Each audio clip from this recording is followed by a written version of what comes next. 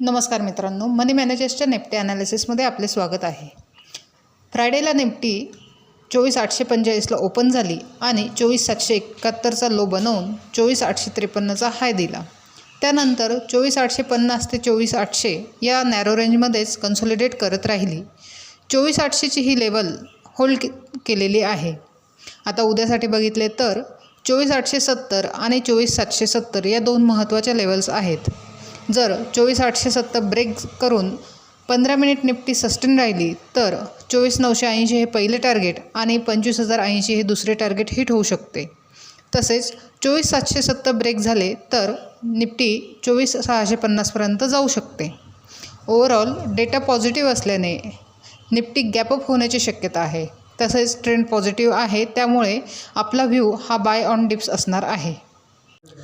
अशाच निफ्टीच्या ॲनालिसिससाठी channel subscribe करा, तसेच व्हिडिओ लाईक आणि शेअर करा।